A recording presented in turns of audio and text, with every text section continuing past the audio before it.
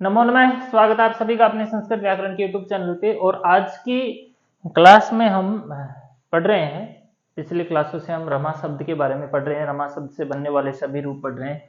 आज की क्लास में जो हम पढ़ेंगे वो रमा शब्द से बनने वाला चतुर्थी का एक वचन, चतुर्थी विभक्ति के एक वचन में रमा शब्द से जो रूप बनेगा उसी को आज की क्लास में हम सीखेंगे कि वो कैसे बनता है। उसके अंदर जो सबसे मोस्ट इम्पोर्टेंट रहने वाला जो सूत्र है वो मैंने यहाँ पे पहले से लिख दिया है, और उस सूत्र को बारे में भी हम आसानी से सीखेंगे कि उस सूत्र का क्या रोल यहाँ पर रहता है।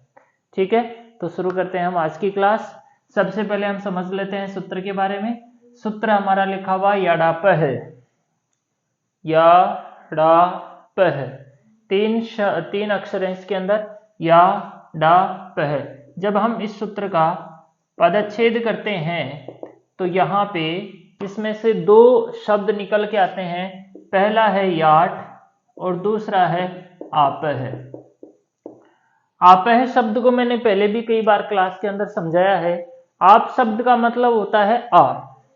आप शब्द का क्या मतलब होता है? आ या अकारांत, आ या अकारांत। अब यहाँ पे जो होगा अकारांत, मतलब कि ये सूत्र वहीं पे काम करेगा जहां पे अकारांत शब्द होंगे, जैसे कि रमा है, लता है ना, ऐसे सारे शब्द जिनके अंत में आ होते हैं वहीं पर ये सूत्र काम करने वाला होता है। और काम क्या करेगा? याट, याट का मतलब हो गया याट आगम। क्या करेगा ये? याट का आगम करेगा। आगम का क्या मतलब हुआ? देखो, दो चीज होती है, एक होता है आगम और एक होता है आदेश।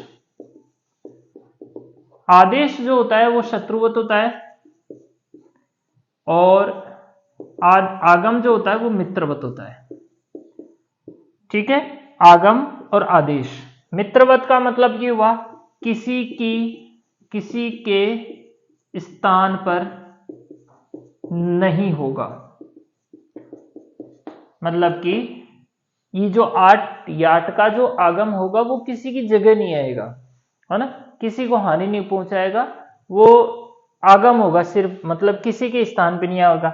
और आदेश जो होता है वो स्थान पर आता है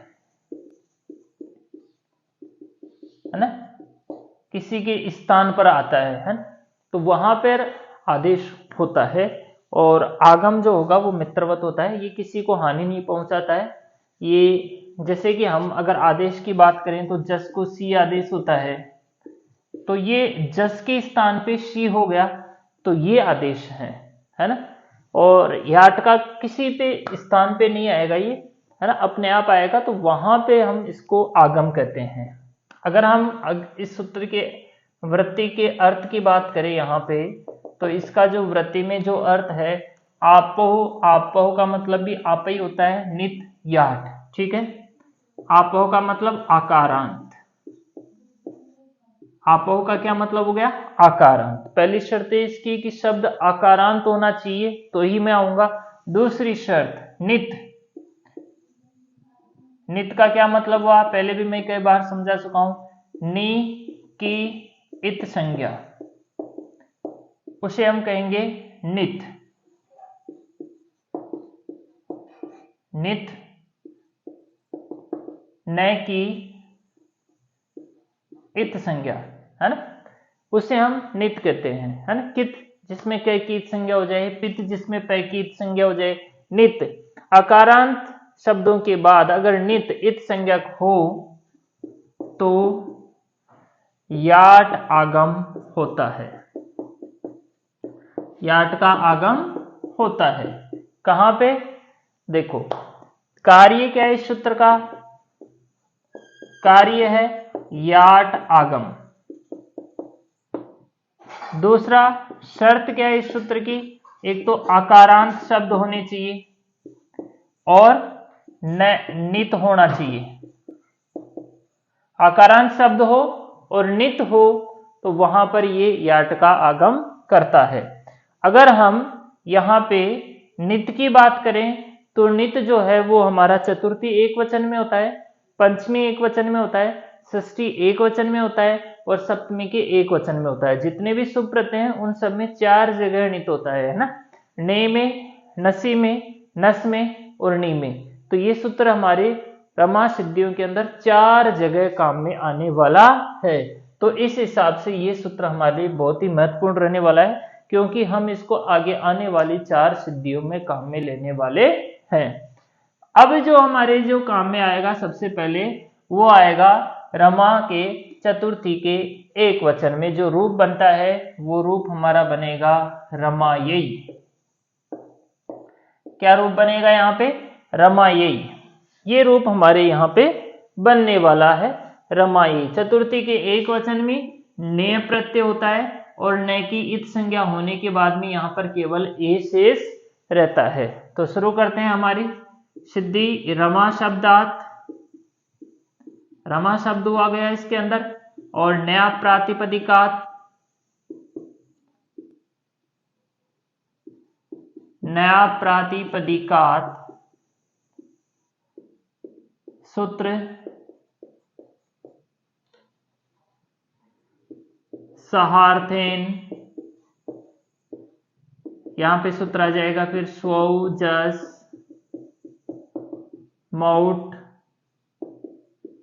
चष्टा इत्यादि ना सूत्रेन चतुर्थी एक वचने।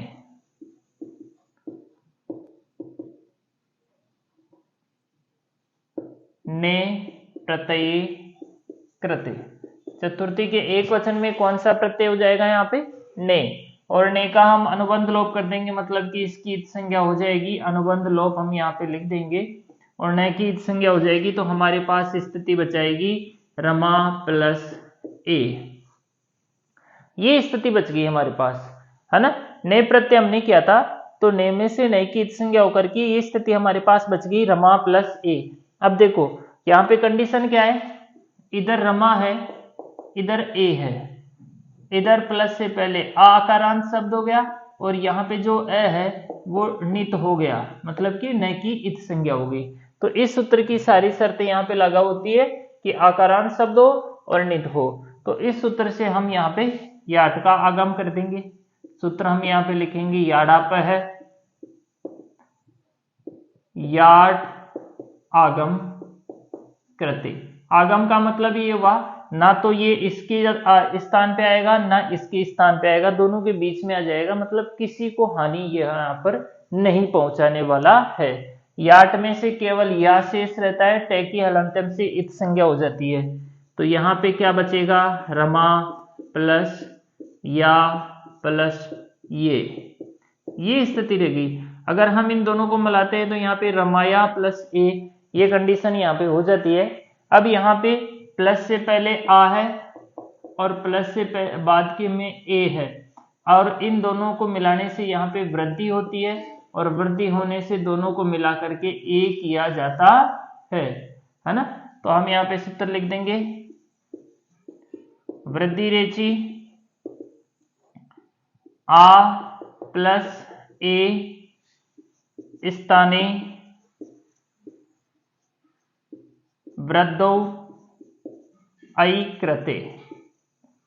आ प्लस ए के स्थान पे आई हो जाएगा और यहाँ पे स्थिति बन जाएगी रमायई इति रूपम सिद्धम। रमायई यहाँ पे आसानी से रूप बन जाएगा। याडाप है सूत्र यहाँ पे मोस्ट इंपोर्टेंट रहने वाला है। आगे आने वाली सिद्धियों में भी ये बहुत इंपॉर्टेंट रहने वाला है। ये थी हमारी रमायई सिद्धि, बहुत ही सरल है। एक ही सूत्र के इसके अंदर हमारे लिए नया आया है, बाकी सभी सूत्र हमारे पुराने वाले ही है। थैंक्स।